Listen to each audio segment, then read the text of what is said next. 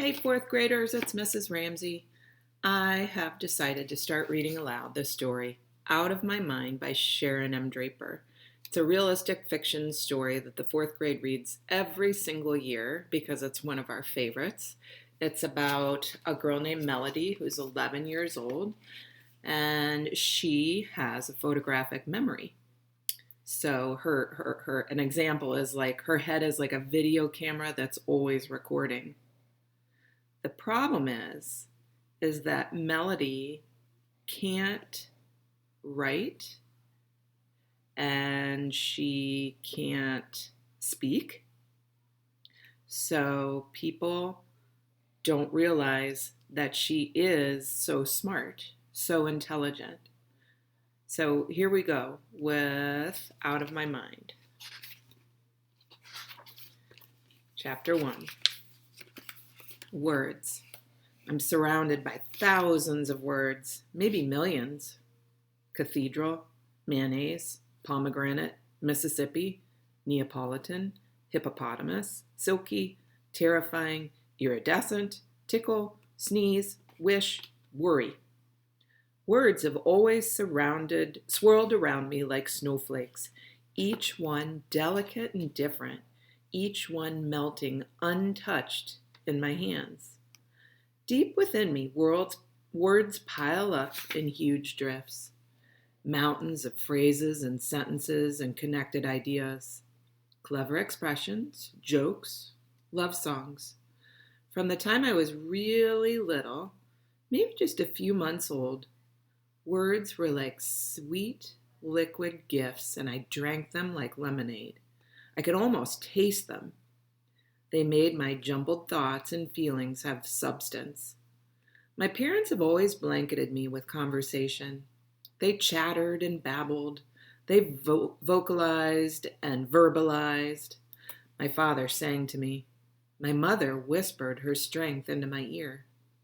Every word my parents spoke to me or about me, I absorbed and kept and remembered. All of them. I have no idea how I untangled the complicated process of words and thought, but it happened quickly and naturally. By the time I was 2, all my memories had words, and all my words had meanings, but only in my head. I have never spoken one single word. I am almost 11 years old. Chapter 2. I can't talk, I can't walk, I can't feed myself or take myself to the bathroom. Big bummer. My arms and hands are pretty stiff, but I can mash the buttons on the TV remote and move my wheelchair with the help of knobs that I can grab on the wheels. I can't hold a spoon or a pencil without dropping it, and my balance is like zip. Humpty Dumpty had more control than I do. When people look at me, I guess they see a girl with short, dark, curly hair strapped into a pink wheelchair. By the way, there is nothing cute about a pink wheelchair. Pink doesn't change a thing. They'd see a girl with dark brown eyes that are full of curiosity, but one of them is slightly out of whack. Her head wobbles a little. Sometimes she drools. She's really tiny for a girl who is age 10 3/4. Her legs are very thin, probably because they've never been used. Her body tends to move on its own agenda, with feet sometimes kicking out unexpectedly and arms occasionally flailing, connecting with whatever is close by. A stack of CDs, a bowl of soup, a vase of roses. Not a whole lot of control there. After folks got finished making a list of my problems, they might take time to notice that I have a fairly nice smile and deep dimples. I think my dimples are cool. I wear tiny gold earrings. Sometimes people never even ask my name, like it's not important or something. It is. My name is Melody. I can remember way back to when I was really, really young. Of course, it's hard to separate real memories from the videos of me that Dad took on his camcorder. I watched those things a million times. Mom bringing me home from the hospital, her face showing smiles, but her eyes squinted with worry. Melody tucked into a tiny baby bathtub. My arms and legs looked so skinny. I didn't splash or kick. Melody propped with blankets on the living room sofa, a look of contentment on my face. I never cried much when I was a baby. Mom swears it's true. Mom massaging me with lotion after a bath. I can still smell the lavender. Then wrapping me in a fluffy towel with a little hood built into one corner. Dad took videos of me getting fed, getting changed, and even me sleeping. As I got older, I guess he was waiting for me to turn over and sit up and walk. I never did. But I did absorb everything. I began to recognize noises and smells and tastes, the whoomp and whoosh of the furnace coming alive each morning, the tangy odor of heated dust as the house warmed up, the feel of a sneeze in the back of my throat, and music. Songs floated through me and stayed. Lullabies mixed with the soft smells of bedtime slept with me. Harmonies made me smile. It's like I've always had a painted musical soundtrack playing background in my life. I can almost hear colors and smell images when music is played. Mom loves classical. Big, booming Beethoven symphonies blast from her CD player all day long. Those pieces always seem to be bright blue as I listen, and they smell like fresh paint. Dad is partial to jazz, and every chance he gets, he winks at me, takes out Mom's Mozart disc, then pops in a CD of Miles Davis or Woody Herman. Jazz, to me, sounds brown and tan, and it smells like wet dirt. Jazz music drives Mom crazy, which is probably why Dad puts it on. Jazz makes me itch, she says with a frown as Dad's music explodes into the kitchen. Dad goes to her gently, scratches her arms and back, then engulfs her in a hug. She stops frowning, but she changes it back to classical again as soon as Dad leaves the room. For some reason, I've always loved country music. Loud guitar strumming, broken heart music. Country is lemons. Not sour, but sugar, sweet and tangy. Lemon cake icing, cool, fresh lemonade. Lemon, lemon, lemon. Love it. When I was really little, I remember sitting in our kitchen, being fed breakfast by Mom, and a song came on the radio that made me screech with joy. So I'm singing Elvira, Elvira. My heart's on fire, Elvira. How did I already know the words and the rhythms to that song? I have no idea. It must have seeped into my memory somehow, maybe from a radio or TV program. Anyway, I almost fell out of my chair. I scrunched up my face and jerked and twitched as I tried to point to the radio. I wanted to hear the song again, but Mom just looked at me like I was nuts. How could she understand that I loved the song Elvira by the Oak Ridge Boys when I barely understood it myself? I had no way to explain how I could smell freshly sliced lemons and see citrus-toned musical notes in my mind as it played. If I had a paintbrush, wow, what a painting that would be. But Mom just shook her head and kept on spooning applesauce into my mouth. There's so much my mother doesn't know. I suppose it's a good thing to be able to forget anything, being able to keep every instant of my life crammed inside my head. But it's also very frustrating. I can't share any of it, and none of it ever goes away. I remember stupid stuff like the feel of a lump of oatmeal stuck on the roof of my mouth, or the taste of toothpaste not rinsed off my teeth. The smell of early morning coffee is a permanent memory, mixed up with the smell of bacon and the background yakking of the morning news people. Mostly, though, I remember words. Very early, I figured out there were millions of words in the world. Everyone around me was able to bring them out with no effort. The salespeople on television. Buy one and get two free for a limited time only. The mailman who came to the door. Morning, Miss Brooks. How's the baby? The choir at the church. Hallelujah, hallelujah. The checkout clerk at the grocery store. Well, thanks for shopping with us today. Everybody uses words to express themselves, except me. And I bet most people don't realize the real power of words, but I do. Thoughts need words. Words need a voice. I love the smell of my mother's hair after she washes it. I love the feel of the scratchy stubble on my father's face before he shaves. But I've never been able to tell them. Chapter 3. I guess I figured out I was different a little at a time. Since I never had trouble thinking or remembering, it actually sort of surprised me that I couldn't do stuff, and it made me angry. My father brought home a small stuffed cat for me when I was really little, less than a year old, I'm sure. It was white and soft and just the right size for chubby baby fingers to pick up. I was sitting in one of those baby carriers on the floor, strapped in and safe as I checked out my world of green shag carpet and a matching sofa. Mom placed the toy cat in my hands and I smiled.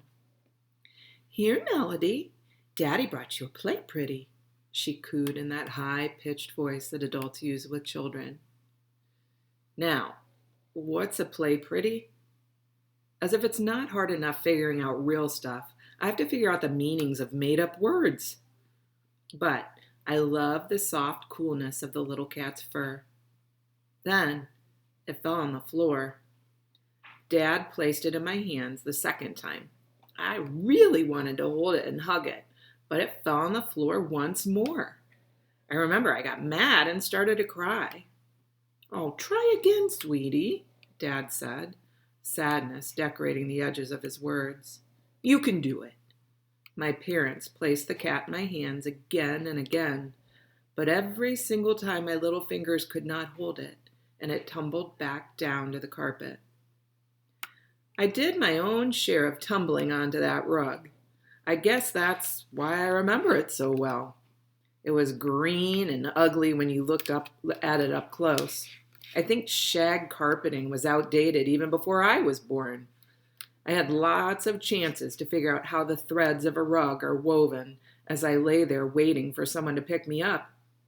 I couldn't roll over, so it was just an irritated me, the shag rug, and the smell of spilled sour soy milk in my face until I got rescued.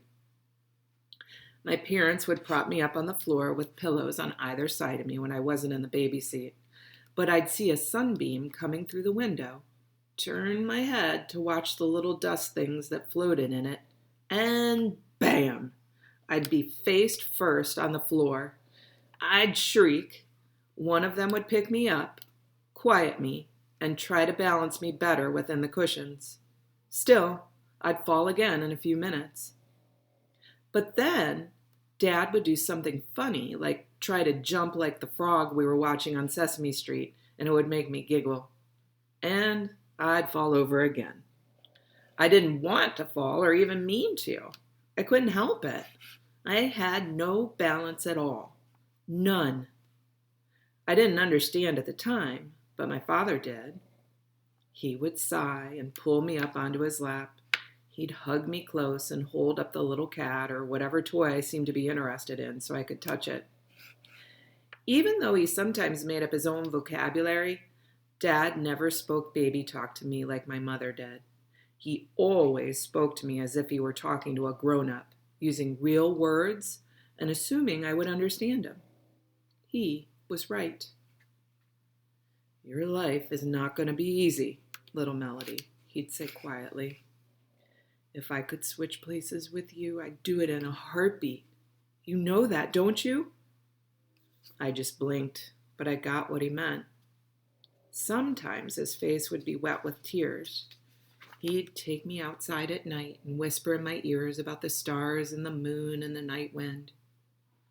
The stars up there are putting on a show just for you, kid, he'd say. Look at that amazing display of sparkle, and feel that wind? It's trying to tickle your toes. And during the day, he would sometimes take off all the blankets that my mother insisted I be wrapped in and let me feel the warmth of the sun on my face and legs. He had placed a bird feeder on our porch, and we would sit there together as the birds darted in, picking up seeds one at a time. That red one is a cardinal, he'd tell me, and that one over there is a blue jay. They don't like each other much, and he'd chuckle. What Dad did most was sing to me. He has a clear voice that seems made for songs like Yesterday and I Want to Hold Your Hand. Dad loves the Beatles. No, there's no figuring out parents and why they like stuff. I've always had a very good hearing. I remember listening to the sound of my father's car as he drove up our street, pulled into the driveway, and rustled in his pocket to find his house keys. He'd toss them on the bottom step, and then I'd hear the sound of the refrigerator door open twice. The first time, he'd get something cold to drink. The second time, he'd search for a huge hunk of Munster cheese. Dad loves cheese. It doesn't agree with his digestive system very well, though. Dad also has the loudest, stinkiest farts in creation. I don't know how he manages to control them at work, or even if he does, but when he gets home, he'd let them loose. They'd start as he walked up the stairs. Step, fart, step, fart, step, fart. I'd be laughing by the time he got to my room, and he'd lean over my bed and kiss me. His breath always smelled like peppermints. When he could, Dad read to me. Even though I know he had to be tired, he'd smile, pick out a book or two, and I'd get to go where the wild things are, or to where the cat in the hat was making a mess. I probably knew the words by heart before he did. Good night, moon, make way for ducklings, dozens more. The words to every single book my father ever read to me are forever tucked inside. Here's the thing. I'm ridiculously smart, and I'm pretty sure I have a photographic memory. It's like I have a camera in my head, and if I see or hear something, I click it, and it stays. I saw a special on PBS once on children who were geniuses. These kids could remember complicated strands of numbers and recall words and pictures in correct sequence and quote long passages of poetry. So can I. I remember the toll-free number from every infomercial and the mailing addresses and websites too. If I ever need a new set of knives or the perfect exercise machine, I've got that information on file. I know the names of the actors and actresses of all the shows, what time each program comes on, which channel, and which shows are repeats. I even remember the dialogue from each show and the commercials in between. Sometimes I wish I had a delete button in my head. I have a television remote control clicker attached to my wheelchair very close to my right hand. On the left side, I have a remote for the radio. I have enough control in my fist and thumbs to push the button so I can change the station, and I'm really glad of that. 24 hours of big-time wrestling or the home shopping station can drive a person nuts. I can adjust the volume and even play DVDs if someone has popped one in the player for me. Lots of times I watch Dad's old videos of me, but I also like the cable channels that talk about stuff like kings and the kingdoms they conquered or doctors and the diseases they've cured. I've seen specials on volcanoes, shark attacks, dogs born with 2 heads, and the mummies of Egypt. I remember them all, word for word. Not that it does me a lot of good. Nobody knows it's there but me, not even my mother, although she has this mom sense that knows I understand stuff. But even that has its limits. Nobody gets it. Nobody. Drives me crazy. So every once in a while, I really lose control. I mean, really. My arms and legs get all tight and lash out like tree limbs in a storm. Even my face draws up. I sometimes can't breathe real well when this happens, but I have to because I need to screech and scream and jerk. They're not seizures. Those are medical and make you go to sleep. These things, I call them my tornado explosions. They're pieces of me. All the stuff that does not work gets balled up and hyped up. I can't stop, even though I want to, even though I know I'm freaking people out. I lose myself. I can get kind of ugly. Once, when I was about 4, Mom and I were in one of those superstores that sells everything from milk to sofas.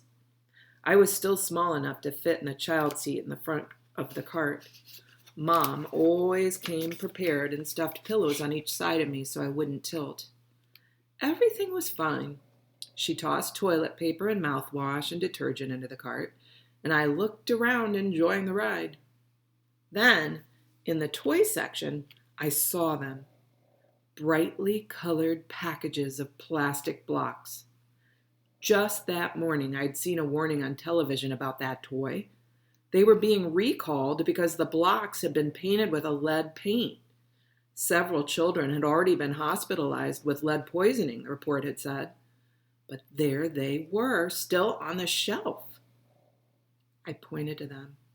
Mom said, "No, sweetie, you don't need those. You have enough toys." I pointed again and screeched. I kicked my feet. "No," Mom said forcefully. "You're not going to have a tantrum on me." I didn't want the blocks. I wanted to tell her they were dangerous. I wanted her to tell somebody to get rid of them before a child got sick. But all I could do was scream and point and kick. So I did. I got louder. Mom rushed out of the toy section, pushing the cart real fast. "Stop it," she cried out at me. I couldn't. It made me so angry that I couldn't tell her. The tornado took over. My arms became fighting sticks. My legs became weapons. I kicked at her with my feet. I screamed. I kept pointing in the direction of those blocks. People stared. Some pointed. Others looked away. Mom got to the door of the store, yanked me out of the cart, and left it with all her selections sitting there. She was almost in tears when she got to the car. As she buckled me in my seat, she almost screamed at me, "What is wrong with you?" Well, she knew the answer to that one, but she knew that was not my usual behavior. I gulped, sniffed, and finally calmed down. I hoped the people at the store watched the news. When we got home, she called the doctor and told him about my crazy behavior. He sent a prescription for a sedative, but Mom didn't give it to me. The crisis was over by then. I don't think Mom ever figured out what I was trying to say that day. Chapter 4. Doctors. Where do I start? Doctors really don't get me. Mom's a nurse, so I guess she speaks their language, but they sure don't know how to talk to me. I've seen dozens of doctors in my life who all try to analyze me and figure me out. None of them can fix me, so I usually ignore them and act like the retarded person they think I am. I paste on a blank look, focus on one wall, and pretend their questions are too hard for me to understand. It's sort of what they expect anyway. When I turned 5, it was time to think about enrolling me in school. So, my mother took me to a doctor whose job it was to figure out how smart I was. She wheeled me in, locked the brakes so my wheelchair would not roll, and made sure the lap strap was fastened. When my seatbelt comes undone, and it does every once in a while, I slide out of that wheelchair like a piece of wet spaghetti. The specialist was a very large man. The bottom button of his shirt had come undone and his stomach poked through above his belt. Gross. "My name is Dr. Hughley," he said in a booming voice. For real, I couldn't make this stuff up. "We're gonna play a game today, okay? I'll ask you some questions and you get to play with the toys here. Won't that be fun?" I knew it would be a long, long hour. He brought out a stack of well-used, hopefully not lead-tainted wood blocks, then leaned in so close to me I could see the pores in his face. Gross. "Can you stack these in order according to size?" he said loudly and slowly, as if I were hard of hearing and really stupid. But who was being stupid? Didn't he know I couldn't grab the blocks? Of course I knew which block was bigger than the other, but I couldn't stack them if he paid me money. So I just took my arm and swept them all to the floor. They fell with a wooden clatter. I tried not to laugh as he picked them up. He breathed really hard as he reached for them. Next, he held up glossy 8x10 cards with different colors painted on each one. "Tell me when you see the color blue, Melody," he said in that voice that told me he thought this was all a waste of time. When the blue card showed up, I pointed to it and made a noise. "B," I said. "Marvelous! Tremendous! Stupendous!" he shouted. He praised me like I had just passed the test to get into college. If I could have rolled my eyes, I would have. Then he showed me green, so I kicked and made a noise, but my mouth can't make the G sound. The doctor looked disappointed. He scribbled something on his clipboard, pulled out another stack of cards, and then said loudly, "I'm going to ask you some questions now, Melody. These might be hard, but do your best, okay?" I just looked at him and waited while he placed the first set of cards in front of me. "Number 1. Which of these is not like the others?" Did he get this stuff from Sesame Street? He showed me pictures of a tomato, a cherry, a round red balloon, and a banana. I know he was probably looking for the balloon as the answer, but that just seemed too easy.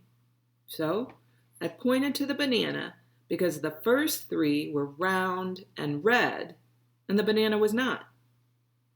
Dr. Hughley sighed and scribbled more notes.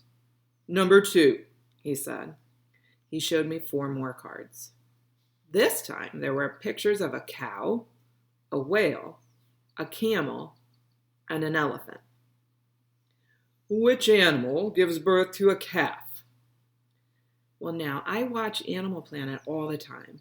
I know for a fact that all the animals he had pictured there had babies called a calf. I thought doctors were supposed to be smart. What to do? I hid each picture slowly and carefully, then did it once more just to make sure he understood. I don't think he did. I heard him mumble "cow" as he wrote more notes. It was clear he was giving up on me. I noticed a copy of Goodnight Moon on his bookshelf. I think it was written in Spanish.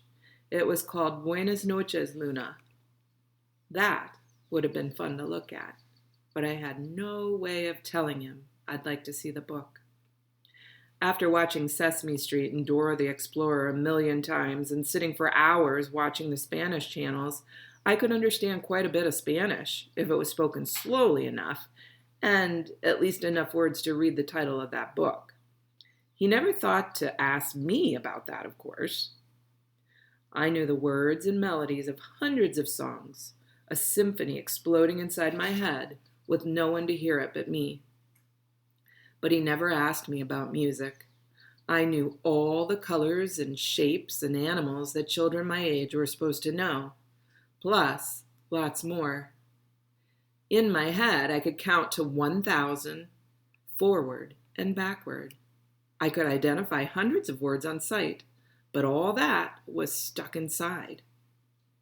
Dr. Hughley, even though he had been to college for like a million years, would never be smart enough to see inside of me. So I put on my handicapped face and took my mind back to last summer when Mom and I went to the zoo.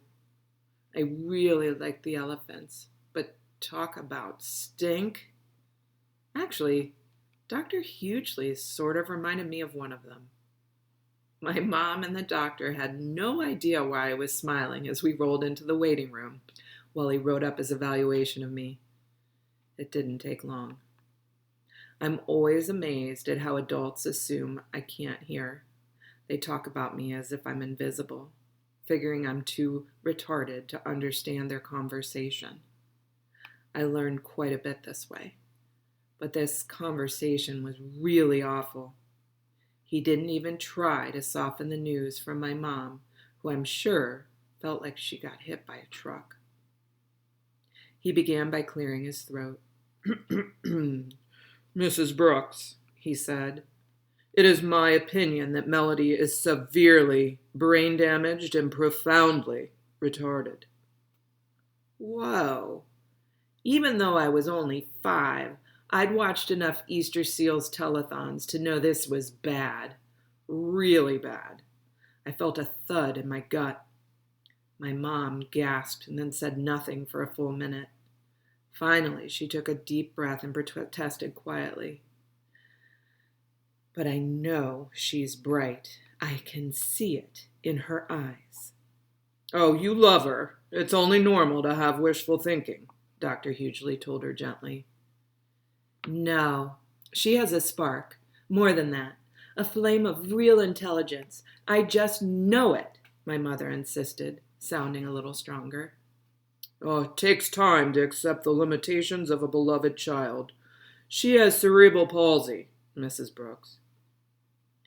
I know the name of her condition, doctor. My mother said it with ice in her voice. But a person is much more than the name of a diagnosis on a chart. Good try, Mom, I was thinking. But already her voice was losing its edge, melting into the mushiness of helplessness. She laughs at jokes, my mother told him, the ice in her voice replaced by desperation. Right at the punchline. Mom's voice faded. What she was saying sounded ridiculous even to me, but I could see she just couldn't find the words to explain her gut feeling that I had some smarts stuck in there. Dr. Hughley looked from her to me. He shook his head and then said, You're lucky. She has the ability to smile and laugh. But Melody will never be able to walk on her own or speak a single sentence.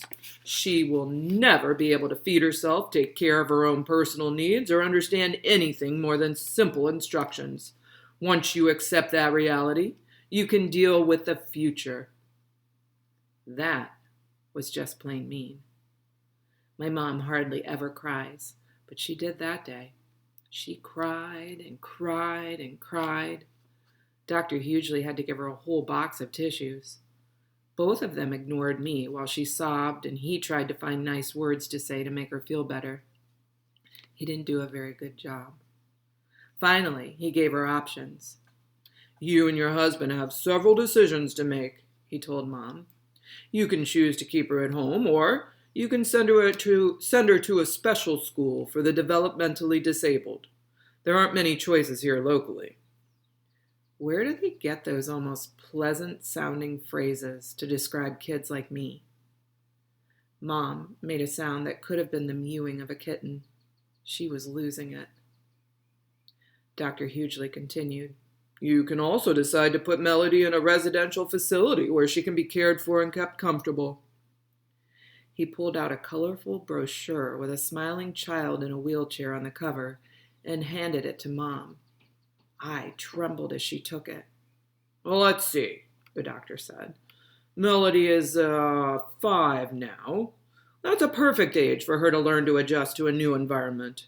You and your husband can get on with your lives without her as a burden.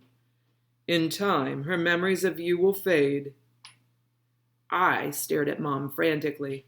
I didn't want to be sent away. Was I a burden? I never thought about it like that.